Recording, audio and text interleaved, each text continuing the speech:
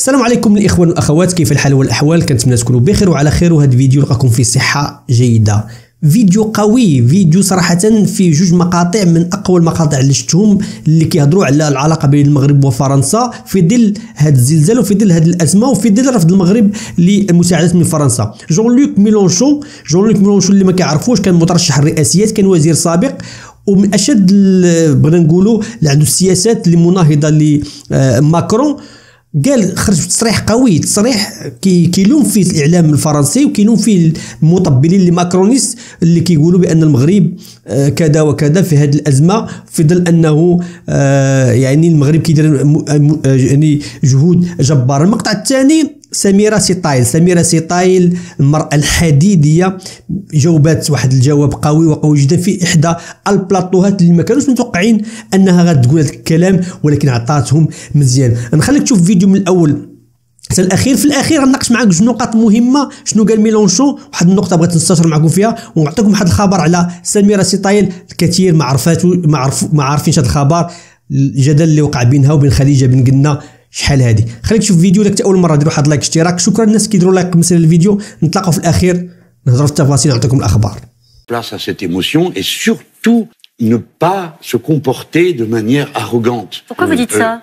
Parce que souvent j'ai l'impression que on ne sait pas bien parler, bien que c'est en détail, hein, je n'ai pas l'intention de faire une polémique, mais je veux dire, les Marocains sont un peuple souverain, adulte, fort. Le Maroc a des techniciens, a des hommes et des femmes de très haut niveau, ils savent s'organiser. Le roi connaît son affaire, alors on peut peut-être lui faire d'autres reproches, mais pas celui-là, il connaît son affaire, et ils se sont immédiatement mis au travail pour savoir comment prendre l'aide. Et moi, j'étais un peu choqué, je vous parle franchement, de voir qu'on était là à dire comment vous voulez pas de notre aide. Bah, laissez quand même le temps aux gens de s'organiser, parce que sinon, c'est la cohue. Si tout le monde arrive avec ses avions, ses hélicoptères, ses camions... Oui, le problème, c'est qu'ils ont accepté l'aide de l'Espagne, de la Grande-Bretagne, du Qatar et des Émirats arabes. Je crois que, pardon, Caroline Roux, je veux pas vous démentir, mais c'est pas comme ça que ça se passe. Ils ont commencé par étudier tous ceux dont ils avaient besoin. Quels étaient les problèmes les plus immédiats? Ils ont une expertise. Donc ils savent ce qu'il faut pas faire. Notamment ça, allez, venez tous, tout le monde fait son truc. Donc ils ont commencé par prendre dans les offres qui leur étaient présentées ceux qui correspondaient à l'urgence dont ils avaient besoin. Les Français seront appelés le moment venu. Après qu'il y ait d'autres paramètres qui interviennent, c'est certain. Quand même. Agnès Levallois, c'est vrai qu'il y a un enjeu diplomatique aussi quand même à appeler un pays à l'aide, plus que d'ailleurs ses habitants. C'est pour ça qu'on voit bien que les associations peuvent apporter leur aide sans aucun problème. Je voudrais juste un petit mot sur ce que vient de dire Jean-Luc Mélenchon, et ce qui est partagé, je crois, ce soir, c'est cet élan de solidarité incroyable. Le Maroc est un pays puissant, est un pays fort, qui compte dans la région et qui ce soir fait bloc. Quelles que soient les classes politiques, les Marocains sont ensemble. Oui, absolument. Mais ça, c'est très caractéristique aussi du mode de fonctionnement du Maroc. C'est-à-dire que les Marocains sont très attachés au royaume, sont très attachés au roi. Et en cas de difficulté, ils vont évidemment serrer les rangs et faire bloc autour de ce qu'ils sont, de leur histoire, et pour être en mesure de répondre aux défis incroyables qui se posent à eux. Maintenant, que la diplomatie est un côté, la diplomatie humanitaire soit une réalité, oui, bien sûr, et que le Maroc qui sait effectivement, et je partage complètement l'analyse selon laquelle le Maroc a une protection civile extrêmement performante avec des gens formés. On n'est pas dans le cas de figure du séisme en Syrie, par exemple, il y a quelques mois, où en absence d'État, c'était un bazar pas possible de savoir comment pouvoir faire acheminer de l'aide. Dans le cas du Maroc, on a des infrastructures administratives, politiques qui fonctionnent. Voilà. Maintenant que le Maroc préfère faire appel à certains partenaires plutôt que d'autres, parce que la relation en ce moment est compliquée entre Paris et Rabat, oui, c'est aussi une réalité avec laquelle on compose. Mais l'important, c'est que ça n'empêche pas les ONG françaises de pouvoir apporter leur aide et de pouvoir travailler. Donc là, il faut bien distinguer ce qui est de l'ordre des ONG et de ce qui est de l'ordre étatique. Vous avez raison de dire qu'il y a, comme dans tous les pays, vous avez des tensions. Vous avez des tensions très vives, il y a eu des conflits sociaux. Mais la maturité du peuple marocain, c'est d'être capable, dans une situation comme celle-là, de surmonter ça. Et en particulier, en détail, mais qui n'est pas qu'en détail, nous sommes dans une zone qui est adossée à l'Atlas, donc nous sommes sur les populations berbères et de mélange de populations. Et vous n'entendez pas parler de la moindre conflictualité de village à village ou de tribu à tribu. Nous, Français, nous serions incapables de ça. Et la pagaille qui a régné dans les Alpes de Haute-Provence, si vous vous souvenez, à la dernière fois qu'il y a eu un épisode méditerranéen, c'était consternant. On avait l'impression qu'on ajoutait nous-mêmes au désordre. Donc cette maturité, voilà. Encore un mot juste, et après j'en ai fini. À nous aussi de réfléchir sur le fait que nous sommes dans des zones sismiques. En France, nous en avons aussi. Oui. Nous avons à apprendre des Marocains. Deuxièmement, aucun pays n'est capable de s'équiper à lui tout seul des crises auxquelles il va falloir faire face maintenant, climatiques et autres. Donc, nous avons besoin d'organes de sécurité civile collectif de la Méditerranée. Le président Sarkozy avait inventé quelque chose de génial, qui était l'Union méditerranéenne, que les Allemands ont transformé en 2 temps 3 mouvements en un machin qui sert à rien. Mais il faut revenir à cette idée d'une Union méditerranéenne du petit bassin pour s'entraider dans des cas comme celui-là. Bien, Axel Davezac. Oui, je voulais revenir parce que je pense quand même qu'il faut s'arrêter un instant. Il y a bien sûr les discussions entre États et les gens qui nous gouvernent, mais ce soir, vraiment, il faut laisser s'exprimer cette solidarité. Moi, ce dont je peux témoigner, en tout cas, c'est que tant les associations marocaines avec lesquelles nous travaillons que les gens ici en France, ce qu'ils expriment juste, c'est de la gratitude, c'est l'envie d'être solidaire, d'être heureux, d'être généreux, sans se préoccuper d'autre chose, au fond, que comment peut-on aider et comment pouvons-nous juste adoucir un tout petit peu la situation. Et en particulier, quand vous voyez les témoignages rapportés par Stéphanie Pérez, on se dit bien sûr qu'ils ont énormément de force.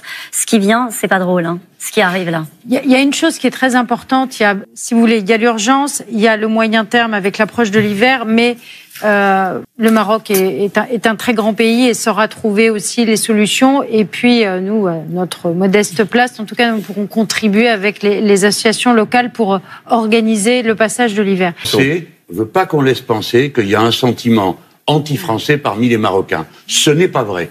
Il y a un problème dans la perception qu'il y a de la France en tant que nation, et surtout de son président de la République, mais il n'y a pas parmi les Marocains de sentiments anti-français. C'est pas leur manière d'être. C'est pas comme ça qu'ils vivent. Donc il y a une manière de s'adresser aux gens qui compte dans la façon de représenter la France. Alors nous sommes républicains, eux ils sont royalistes, mais on doit quand même arriver à se respecter. Le sujet, c'est que quand même...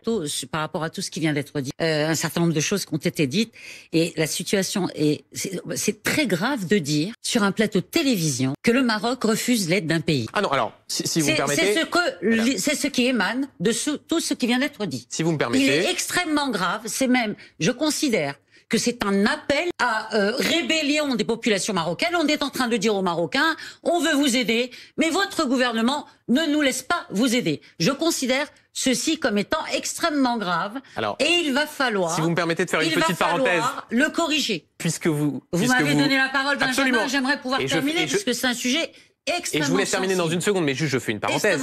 L'idée n'est pas de dire que le Maroc a refusé. L'idée est bien de souligner que les autorités marocaines, contrairement à d'autres pays comme l'Espagne, c'est ce qu'on évoquait avec l'ambassadeur, que les autorités marocaines n'ont pas encore répondu Je vais vous donner les 4 pays qui opèrent au moment où nous parlons avec leurs équipes cynophiles sur le territoire marocain. Il y a en effet l'Espagne avec 57 sapeurs-pompiers. Il y a les Britanniques, contrairement à ce que disait Monsieur le courtier, il ne semblait pas en être informé, qui ont commencé à opérer en fin d'après-midi. Il y a les Qataris et il y a les Émirats. Et à ma connaissance, et effectivement je rejoindrai Monsieur le courtier là-dessus, personne, ni les États-Unis, ni l'Inde, ni la Russie, ni tous les alliés, amis et même sans être amis dans ce genre de situation, qui ont proposé leur aide au Maroc, ne se sont formalisés de ce que le Maroc dise. Écoutez, ça va prendre un moment toute cette histoire. Nous avons mais personne ne se formalise, honnêtement. Je m'excuse à non, mais si vous permettez. Oui, d'interrogation. Je voudrais juste terminer le raisonnement.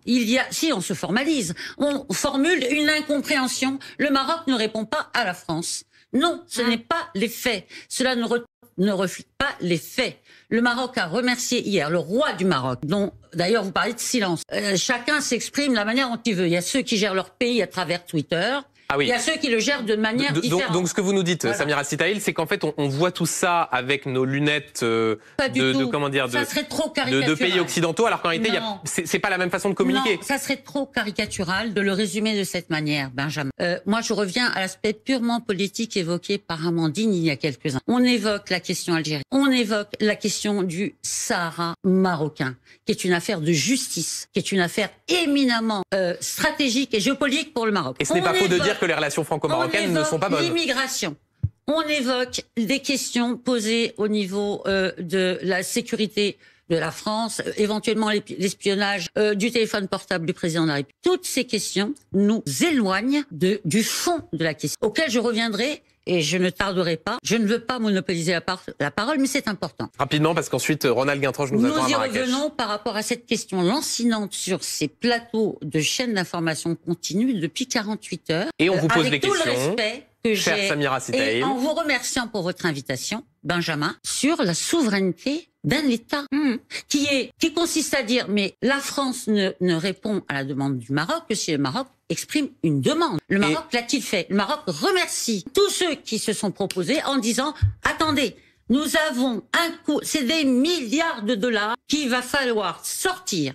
Il y a un coût social, éducationnel, il y a un coût patrimonial absolument extraordinaire qu'il va falloir, à un moment donné, que chacun de nos partenaires, de nos alliés, se départissent d'une posture politique pour véritablement et de manière sincère venir, comme le font les ONG aujourd'hui, et personne n'y voit quoi que ce soit. On a l'impression que Cher Samira Sitaïl, on aura le temps. Ne sont pas les bienvenus. On aura le temps. C'est totalement faux. Les Français sont les bienvenus. Nous avons des relations extrêmement profondes avec la France. Personne n'a dit le contraire ici. كما تشوفوا الإخوان يعني كلام قوي وقوي جدا من عند ميلونشو ومن عند سميرة سيطايل. واحد النقطة ربما رديت لها البال اللي تكلم عليها ميلونشو وهو قال أنه ماشي جميع المغاربة كيكرهوا فرنسا وكيكرهوا التعامل الفرنسي. يعني أعتقد هذه النقطة بالضبط خاصها واحد التحليل لأن بدات الأصوات في المغرب يعني ما بقاتش باغا التعامل العنجهي وهذا الكبرياء اللي المغاربه عندهم كبرياء بطبيعه الحال. ولكن هذا الشيء اللي كديروا فرنسا بزاف الصيحات وبزاف الاصوات كتنادي. واظن ان المغاربه بداو كيعرفوا شنو الخبايا اللي كتوجد فرنسا او العدو الحقيقي فرنسا. يعني هذه النقطه بغيتكم تجاوبوني عليها، واش فعلا المغاربه ما بينهم فرنسا والو او هناك اصوات بدات تتعالى. بالنسبه للنقطه ديال سميرة سيطايل كانت في حد التصريحات القديمه ديال المحسوبه على او الحقيقيه ديال سميرة سيطايل ان قالت ان المغرب ماشي بلد عربي، وجاوبتها خديجه بن قنة بان المغرب بلد عربي اصيل. المقصود ديال سميرة سيطايل ان المغرب عنده جذور متفرعه، عنده امازيغ، عنده عرب، عنده يعني من اصول مختلفه، يعني اصل مغاربي وعارفين شمال افريقيا عنده بزاف ديال الاصول. ولكن خديجه بن قنة ديك الساعه كان هناك واحد الصراع ديال الاعلاميات يلا كانوا بداو، ولكن شتان ما بين الثرى والثريا. عطيني التصريح، عطيني التعليق ديالك على هذا الشيء. شنو بان لك في قال ميلونشو؟ شنو بان لك في القوه ديال سميرة سيطايل وفي هذا الشيء؟ مهم التعليق ديالكم كيعطيونا حافز اننا نجدوا الافكار ديالنا والاقتراحات ديالنا. ما تنساش لايك واشتراك، بارطاج الفيديو. الى اللقاء في فيديو اخر ان شاء الله. تهلاو.